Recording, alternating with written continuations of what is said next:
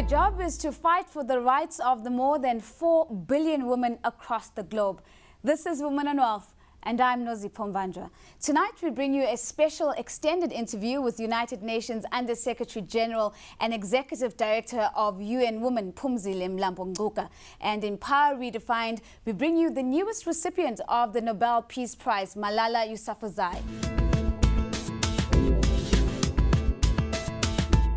Phumzile Mlambo-Ngcuka believes that women's economic empowerment is absolutely essential to gender equality. I sat down with her to find out how she's using her position at the United Nations to make gender equality a reality.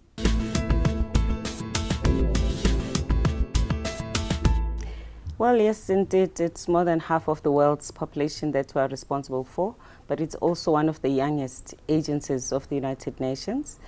So relatively small if you compare it with UNICEF or WHO. So on one end, I'm still building the institution. So I'm one of the executive directors and undersecretaries who are part of the foundation and the building blocks of UN Women. But also I'm responsible for ensuring that we've got programs that speak to the issues of women today. Reaching out to partners within the United Nations system, being in sync with member states who feel very strongly that the work that we do in their countries must strengthen what they would like their societies and their women to achieve. But also I must also make sure that I manage the people that make the institution work. We've got 79 offices around the world. In countries where we don't have offices, we work in partnership or we are represented by other sister organizations or agencies of the United Nations. So I must make sure that those relationships work within the UN. What are you doing differently to your predecessors who've held this post before? Well, there's only been one person who had this job, and she actually was responsible for the nuts and bolts, making sure that all of the governance, all of the resolutions that needed to be taken by the UN are taken, making sure that we've got an organogram. So I'm really the first person now to see that we are developing depth in terms of our programs. And I'm sharpening our focus areas. Violence against women is a big issue for us. So I'm spending a lot of time reaching out to partners, ensuring that governments have got legislation around the world, that constitutions of member states are such that you could actually have follow-through legislation that makes sure that gender-based violence is a crime. It can be punished. So, and of course, leadership, supporting women's leadership all around the world, and women's economic empowerment. You've outlined a couple of your priority areas, and I want to maybe go back to the one around the Constitution. Does the organization have the muscle to enforce some of the changes that you would deem are necessary to empower women? Enforce is a strong word. But the fact that we, in most countries, probably the strongest thing and what we are known for is assisting governments to review all matters legal that have to do with women. And in many cases, we find that we are able to collaborate with parliaments, with heads of state, and as well as with specific ministers. So they do change legislation as a result of our collaborative efforts. Enforcement has been weak, implementation has been weak, and it is actually one of the areas that I am focusing on. I'm actually going to be redefining one of my deputies has got to focus just on that, because I have identified that as one of the areas where we have challenges. It's probably just as much a challenge for UN Women as it is, if you know, in our own country. We've got great legislation. Implementation can be a challenge.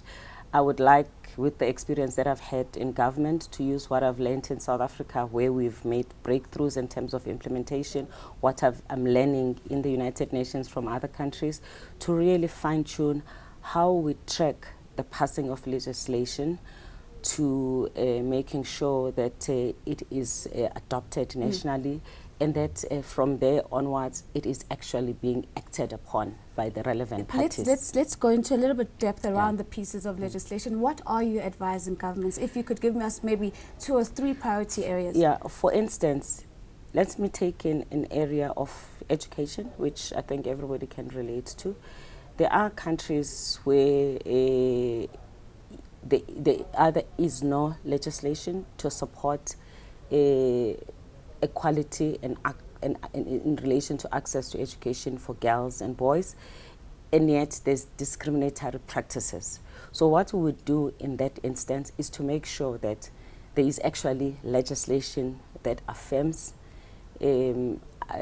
girls' education, that has follow-throughs in order to make sure that parents, community leaders, in some cases it will be the department that deals with children in that country, has got reinforcing regulations and legislation, and that actually it is possible to punish either parents, in some cases, the systems, and there's recourse basically for girl children who are not being sent to school. And we, specifically in relation to that aspect, the MDGs have been very helpful, because the emphasis on access to education for both girls and boys was very strong. So you have that as supportive policies that make sure that what you've put in law is actually reinforced. Let's take it one step a little bit into being a little bit personal, and maybe just talk about your personal influences in your upbringing. How have they shaped the leader that you've become today? I think it's a combination of having worked a lot in actually a woman-dominated environment, because the organizations that shaped me were women's organizations, and it tends to be a very inclusive type of approach and leadership. It tends to be the kind of leadership that allows a thousand flowers to bloom, and that has been really a blessing. But more than anything else, what I've learned out of my experience as a leader is eyes on the ball. As a leader, you cannot do everything all the time, but there's got to be things that you really want to achieve, so you must cut out the noise. And you must also, as a leader, make sure that you distinguish from bells and whistles that can take a lot of time, and focus on the substance, and make sure that the team knows that this is what we are all about, and this is the substance, and let's just try and make sure that if we don't do anything else, 1, 2, 3 is a must do. You're also known for being a champion of mentorship across spheres. Yes. Talk us through the belief in why you're so steadfast in that one hand is always necessary to raise another. Being a teacher myself, I know that what we are able to teach in a classroom environment is part of the story. People learn a lot by looking at what other people do. People learn a lot by doing themselves, by experimenting in a supportive environment. What mentorship provides is an opportunity for people to have a structured way of sharing their own experience. Structured but relaxed as well. It also, especially if people are in the same institution, it just means that the person who is the rising star, because everybody can be a star, has got somebody that continuously gives them a new challenge and throws them into the deep end, present company included. So we know that too well. So that you actually are amazed at just how well people do, the strengths that you have. And also as a leader, you grow in that process, because people that are younger than you, there's just some things that they see that you'll never see, and it makes you a better leader as well. So for me, mentorship is not just about the one who's mentoring and the one who's being mentored. The roles get reversed all the time in the journey, and the society that we are all trying to serve, I think, benefits when we do that.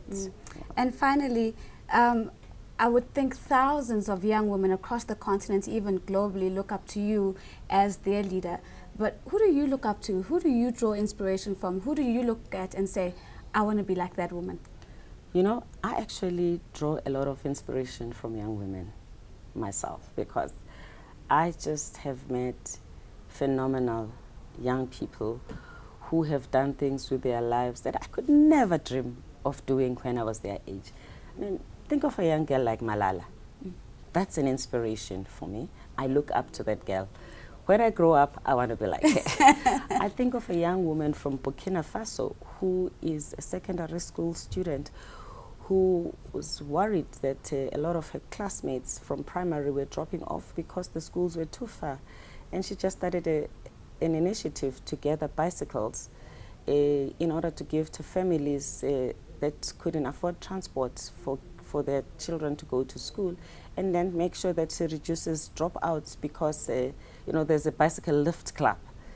I mean, how great is that? So I really have seen amazing young women and boys who stand up, for instance, against practices that are harmful to girls, taking a position that are counter to what is acceptable to their communities, and standing up for what they believe in at high risk to themselves. Teenagers. So, you know, they really, really inspire me. Those are the people that make me get up every day and say, I can't let them down. I cannot let them down. I've got to hold my side of the bargain as well. Every week we bring you a woman who is flexing her power muscles on the global stage. Let's take a look at education activist Malala Yousafzai. Malala Yousafzai was at school when she found out she had become 2014's Nobel Peace Prize winner, making her the youngest ever laureate. What she did next was true to what the young activist stands for. She stayed in class. Malala was born in Pakistan and as a young girl began advocating for girls' education in her country. Her passion for education was seen as a threat to the Taliban, who shot her in 2012 when she was traveling home from school. She survived, and the attack did not deter her. It only made her more passionate about fighting for girls to be given access to education across the globe. That's all we have time for this week's episode of Woman on Wealth. Thank you for making the time to join us. Don't forget to keep talking on Twitter. That's by following me at Nozipho, and of course using the hashtag #Wow14. We want to know who is redefining the concept of power in your world. Until next time, stay empowered.